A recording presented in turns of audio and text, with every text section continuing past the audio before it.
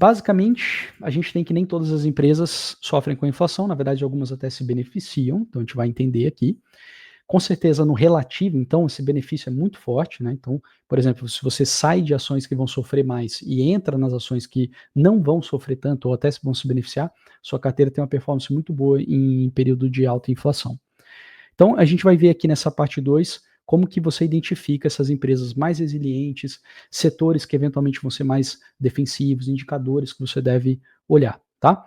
Então, vou fazer a mesma coisa aqui, ó. Considerando os dois grandes impactos nos seus investimentos, então redução do poder de compra de dividendos e correlação com a taxa de juros, com base nisso a gente vai extrair aqui o que você deve olhar mais, né, na sua carteira de ações para você se sair muito bem durante esse período de alta inflação que provavelmente a gente vai viver no Brasil, e talvez dure bastante esse período de alta inflação, porque eu até nem comentei isso, mas a inflação ela é um ciclo, ela é um ciclo que eu quero dizer assim, ela é recursiva. Mais inflação gera mais inflação, gera mais inflação. É como um doente mesmo. Você começa com uma doença, de repente, se você não trata ela rápido, vão surgindo doenças secundárias, né, até que eventualmente a pessoa morre. Então, a inflação ela realmente tem esse problema. Então, a gente está entrando num período de alta inflação e que talvez dure bastante tempo. Ah, Caio, então investimento em ações é ruim? Não, não, não. Você vai ver aqui que pode ser muito bom, tá? Pode ser assim. Muito provavelmente vai ser muito melhor do que, por exemplo, uma renda fixa, tá? Redução do poder de compra de dividendos, o que a gente deve fazer? A gente deve, por exemplo, buscar empresas com dividendos crescentes. Por quê?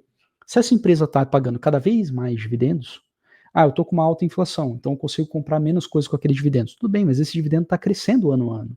Então, vira uma brincadeira, né, um jogo entre a taxa de crescimento desse dividendo e a taxa da inflação. E aí você pode, né, fazer esse estudo e pode verificar que várias empresas crescem bem rápido, né, todo ano ali vai crescendo, tá? Como que a gente faz isso? Então, por exemplo, tem um relatório Annual Dividends na Pluri. Então, a Pluri é uma base de dados que a gente tem para os alunos da FIA. FIA é o meu treinamento pago, tá? Então, que inclusive está com inscrições abertas. Então, se você quiser fazer parte dessa turma e começar 2025 muito bem, aproveita agora. E que inclusive o preço é corrigido pela inflação todo mês, então quanto antes você entrar na FIA, mais barato vai ser para você fazer isso. Mas enfim, existe um relatório lá nessa base de dados nossa que faz a análise dos dividendos, ó, que é esse relatório aqui. Então, aqui eu estou, por exemplo, para o último dia útil, né, na verdade não é nem dia útil, né, o último dia útil foi dia 30, né, mas enfim, o último dia ali do ano passado. Qual é a vantagem, né, que eu estou fazendo aqui? Eu tenho as ações, tá, várias ações aqui, praticamente todas as ações da bolsa, né, e eu tenho o quanto que pagou de dividendo no último ano, que vai ser o que vai estar aqui nessa coluna, o quanto pagou 2 anos atrás, nessa coluna, 3 anos atrás, 4, 5, 6, 7, 8, 9, 10 e acima de 10 anos. E aqui eu consigo fazer alguns filtros. Por exemplo, quais são as empresas que cresceram dividendos nos últimos 3 anos? Ou seja, ano passado pagou mais dividendo do que o ano anterior, no ano é, é, retrasado, né, pagou mais dividendos do que no ano anterior, e no ano, sei lá como que fala isso, 3 anos atrás, pagou mais dividendo do que 4 anos atrás. Então a gente vê aqui, ó, por exemplo, Banco ABC, tá? Só importante, não é recomendação. Isso aqui é o começo da análise. Estou só te mostrando, né? Lembrando aqui do slide, ó, eu quero buscar empresas com dividendos crescentes, para quê? Para eu ganhar poder de compra, né, contra a inflação. Então, por exemplo, o Banco ABC, ele pagou R$ 1,40 de dividendos 3 anos atrás, 2 anos atrás pagou 1,58 e no ano passado pagou 1,64. Então a gente vê aqui crescimento, tá? Pode não ser um crescimento tão grande, especialmente aqui nesses últimos 2 anos, mas está crescendo dividendo, tá? E assim vai. Então a gente pode ver, algumas ações não vão ter liquidez, tipo isso aqui, a LLD3, nem sei que ação é essa, mas por exemplo, Banco do Brasil. Banco do Brasil a gente viu um crescimento aqui gigantesco, né, de 1,13 foi para 2,09, 2,29, 2,61, ou seja, está crescendo o dividendo. Então é uma ação, é uma empresa que a princípio tem condições de ganhar da inflação, né, o pagamento de dividendos, você vai perder poder de compra por causa da inflação, só que esses dividendos estão crescendo. É óbvio, o fato de ter crescido no passado não garante que vai continuar crescendo no futuro, mas isso aqui é o começo, né? Se você começa de uma empresa que está crescendo dividendos, bom, aí você faz o resto dos estudos, né? Faz o resto das avaliações, daqui a pouco eu vou continuar, vou falar mais coisas aqui, mas pelo menos você já começa de um bom ponto, né? Se você começa de uma empresa que nem cresce dividendo ou nem paga dividendo, a coisa fica mais difícil ainda de você ganhar da inflação nos seus investimentos, tá? A turma chegando aqui, ó, Júlio, boa tarde, Jonatas, boa tarde. Como proteger e render nossos recursos com menor imposto de renda. Ó, por exemplo, o César está falando aqui, né, para evitar imposto de renda, dividendo é um ótimo exemplo. Isso aqui que está na tela, né, dividendo, pelo menos atualmente, é isento de imposto de renda. Então, todo esse pagamento aqui, esse recebimento que você vai tendo, esse crescimento de dividendos ano a ano, você não vai pagando imposto de renda em cima disso. Ah, Kai, existe a reforma tributária, o pessoal quer cobrar, eu sei. Mas, por exemplo, Estados Unidos, para americanos é 30% de imposto de renda, né, nos dividendos. Então, se o Brasil colocar, por exemplo, 15%, ainda vai ser uma taxa muito razoável e todo mundo vai continuar investindo em ações, comprando as ações, recebendo dividendos e pagando 15% de imposto de renda, não tem problema, tá?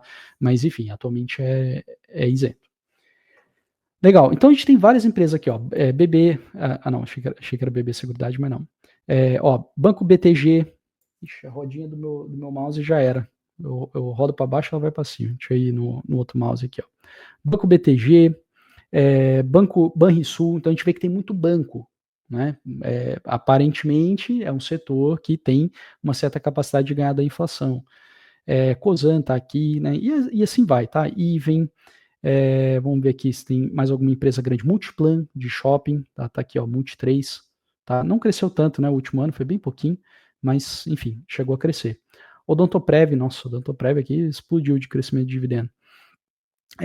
Outra coisa que acho que tem que tomar um pouquinho de cuidado, né? Talvez as empresas tenham distribuído muito JCP ano passado, juros sobre capital próprio, porque tem a reforma tributária que a princípio vai acabar com isso, provavelmente vai acabar mesmo, que é um negócio que não faz tanto sentido. Então talvez a distribuição tenha sido um pouquinho mais elevada do que o normal, tá? Das empresas, é algo para a gente ter em mente. E aí vai, o Marco Polo também é gigante, carroceria de ônibus, carroceria de caminhão que ela faz, tá? Porto Seguro está aqui, então o setor de seguro é um setor fantástico em geral, você vai entender mais aqui ao longo da aula. Raia Drogasil, né, das farmácias, Localiza de aluguel de carro, e assim vai. Então você vê aqui que tem várias empresas, né, tá aqui no relatório, e isso é crescimento nos últimos 3 anos, né. Eu poderia pegar, por exemplo, nos últimos 2 anos apenas, né, e aí faria aqui a mesma análise, tá. Ok, então essa é a primeira coisa, né? Buscar empresas com dividendos crescentes. Segunda coisa, investir em empresas com forte poder de precificação. Por que isso daqui? Tá? E que significa isso? Né? Poder de precificação é o poder que a empresa tem de dizer o quanto custa o produto dela. Isso pode parecer besteira, pode parecer assim, não, toda empresa tem, mas não é toda empresa. Por exemplo, uma empresa que era muito queridinha na bolsa, que é a WIS, é uma corretora de seguros. E ela era muito queridinha porque ela tinha exclusividade com a Caixa Seguridades. Essa exclusividade acabou e ela realmente agora é uma corretora de seguro, e a corretora de seguro, ela não pode dizer o preço do seguro, não é ela que define, quem define é a seguradora. Então, assim, tem empresa que não tem tanto poder de precificação, tem empresa que tem muito mais poder de precificação. Por que é importante isso? Porque os custos das empresas vão aumentar, né, no período de inflação, e as empresas que têm poder de precificação vão poder repassar esses custos para os consumidores sem perder mercado. Então, exemplo clássico, né? São empresas com marca forte e produtos essenciais, tá? Então, marca forte porque a pessoa não tem jeito, ela vai pegar e vai falar, sabe aquela coisa Brastemp, né? Brastemp é Brastemp. Então ela vai pagar. Olha, subiu 20% por causa da inflação. Puxa, a culpa não é da Brastemp, porque a Brastemp é boa. A culpa é do governo, porque deu inflação, teve que subir 20%. É assim que a pessoa vai pensar. Marca forte, tá? Nem sei se a Brastemp é tão boa assim, tô só dando exemplo. E produtos essenciais, né? Ou seja, que a pessoa não tem como não comprar, aquela coisa tipo um papel higiênico, sabe? Subiu de preço, paciência, você vai comprar, não tem jeito, tá? E negócios com baixa elasticidade de demanda. Isso aqui é um termo um pouquinho econômico, que significa o seguinte: elasticidade de demanda é o quanto a pessoa pode deixar de comprar. Então, tá relacionado com o produto básico. Então, por exemplo, uma troca de carro, você pode postergar. Eu posso continuar com o meu carro, deixar ele um pouquinho mais velho. Foi o que aconteceu, por exemplo, na pandemia ali, né? Todo mundo, as próprias locadoras ficaram com os carros rodando muito mais quilômetros.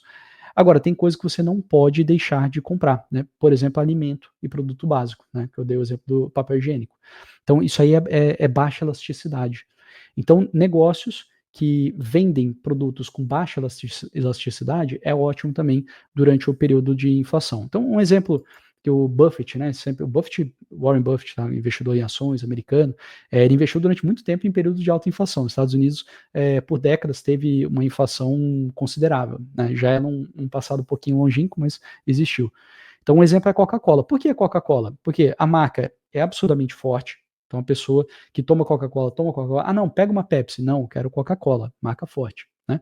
É um alimento, então é um produto essencial, né, para aquelas pessoas que consomem ali frequentemente, né, não vai deixar de consumir. Tá? Ah, subiu 15% o preço. Subiu 15% o preço, paciência, inflação, a pessoa vai comprar. Beleza. Que mais que a gente pode fazer aqui na questão, né, para tentar minimizar essa redução do poder de compra dos dividendos? Priorizar empresas com margem de lucro elevada. Isso aqui é meio óbvio, mas assim, durante a inflação, o período de inflação ele não é bom para ninguém. Essa é a verdade. Né?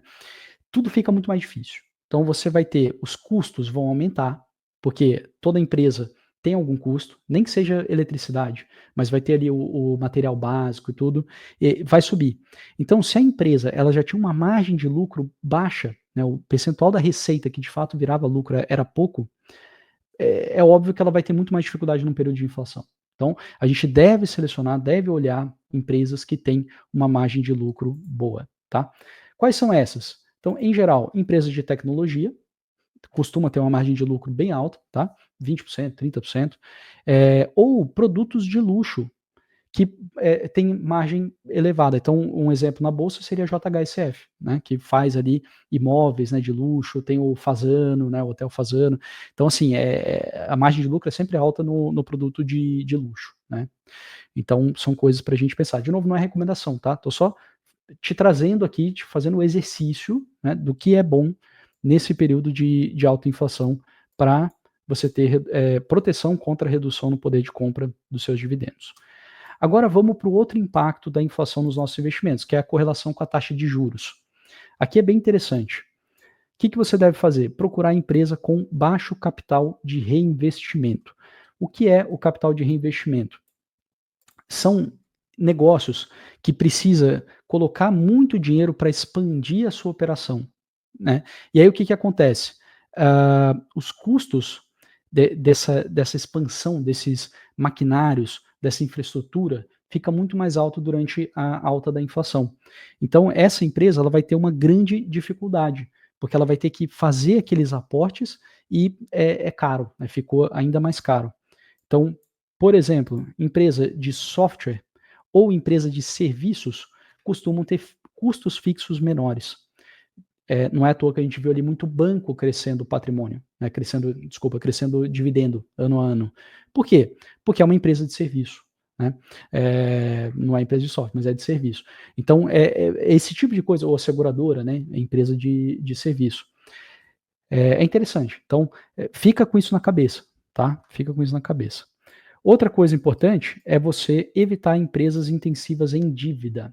Lembra que a taxa de juros vai subir, né? Já subiu para caramba, e se continuar a inflação, se a inflação não ceder, essa taxa de juros vai subir, ela vai subir o quão necessário for, tá? A gente pode falar aqui de taxa de juros de 50%, 70% ao ano. Aí você vai falar, cara, isso é um absurdo. É só você olhar a taxa, aí você vai pensar que é a Argentina. Não, não é Argentina, não, é Turquia. Se você nunca foi para a Turquia ou nunca viajou de Turkish Airlines, você não faz ideia. A Turkish Airlines é melhor do que a TAM, é melhor do que a Azul. Então, a Turquia faz carro para a Europa toda. Então, a Turquia é um país muito bom, né? Muito interessante. E muito rico, posição geográfica, né, ligação da Ásia com a Europa, tudo ali é muito importante. Né? Navegação ali, que tem o Bósforos, né, ali o Estreito da Turquia. Então, estou dando esse exemplo porque o Brasil, com uma taxa de juros 25, 30, 35, isso é totalmente possível. Então, muita gente está parando nessa, e fala, não, taxa, porque olha o histórico, né? A gente bateu, sei lá, 16% no pico ali na época da Dilma, por exemplo, tá? Ok, a Dilma, no segundo mandato dela, ela ficou 2 anos. O mandato foi interrompido, entrou o Temer. Então, assim, se ela não fosse interrompida ali, se aquilo continuasse, ou se depois chegasse um outro governante ali alinhado com ela em mais 4 anos, a taxa de juros iria muito acima de 16. Então, não estou falando que vai ser assim no Brasil, tá? Só estou falando que você tem que estar preparado para isso. Isso é totalmente possível de acontecer. E aí, obviamente, né, se a taxa de juros for para 25%, 30%, as empresas que precisam de dívida vão estar com um sério problema, tá? Basicamente é isso. Então, empresa com alto nível de endividamento podem enfrentar dificuldades significativas durante o período de alta inflação, tá? Então, é isso que você tem que fazer para você se preparar contra a inflação alta.